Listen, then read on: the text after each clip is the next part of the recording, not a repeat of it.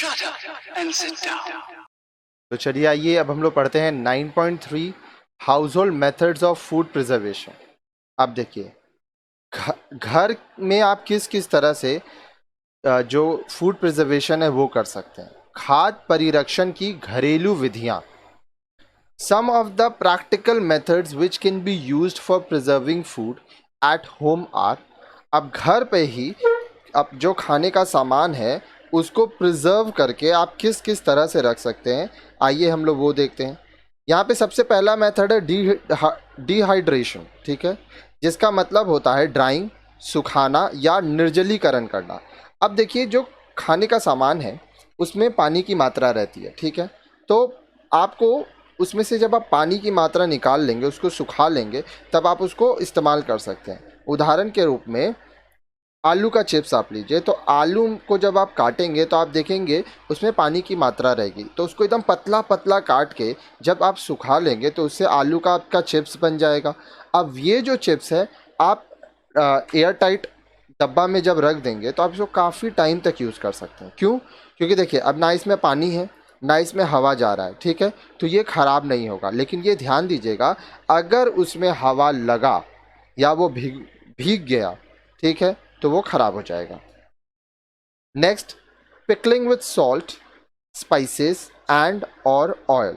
अब देखिए नमक, मसाले और तेल के साथ अचार डालना। आपके घर में हो सकता है आपकी मम्मी या दादी अचार लगाती हो, तो आप देखे होंगे कि वो लोग सब, मान लीजिए आम का अचार है तो पहले आम को काटते हैं, छिलके के साथ काटते हैं, ठीक है। कुछ लोग ऐसे होते हैं जो छिलका उतार देते हैं, लेकिन नॉर्मली आम का जो अचार होता है लोग छिलके के साथ उसको काटते हैं, उसको अच्छे से धोते हैं, फिर उसमें नमक, मसाले, ये सब तेल, ये सब लगा के उसको अच्छे से सुखाते हैं, धूप में पूरा उसको काफ़ी दिनों तक रखते हैं।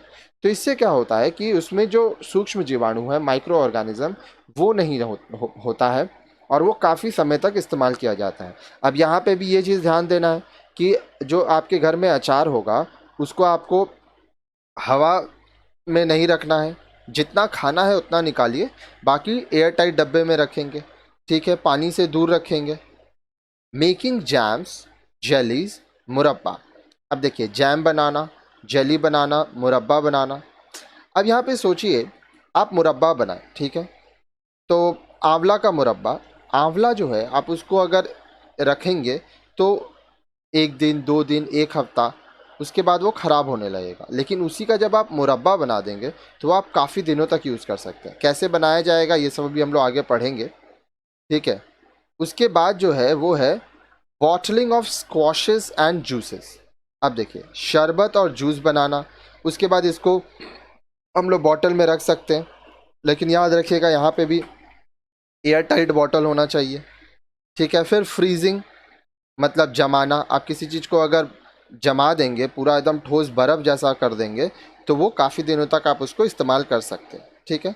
पर ये याद रखिएगा कोई भी चीज़ अगर वो फ्रीज़ किया हुआ है तो जब भी आप उसको इस्तेमाल करें आप पहले उसको पका के फिर खाएं। ये नहीं कि वो अगर ठंडा है तो ही आप खा लिए, तो वो आपके लिए नुकसानदेह ही होगा। और बहुत लोग क्या करते हैं, जो जमा हुआ चीज़ रहता है उसको रख देते हैं, फिर वो जब नॉर्मल टेम्परेचर में आ जाता है तो उसको खा लेते हैं। तो ऐसा मत कीजिए, खाने को जितना भी कोशिश करें पका के ही खाएं, इससे वो आप स्वादिष्ट भी रहेगा, साथ ही साथ आपके लिए फ़ायदेमंद भी रहेगा। अब ये जो सारा 5 पॉइंट हम लोग देखें, अब एक एक करके नेक्स्ट वीडियो से आप लाइन से पढ़ते जाइए।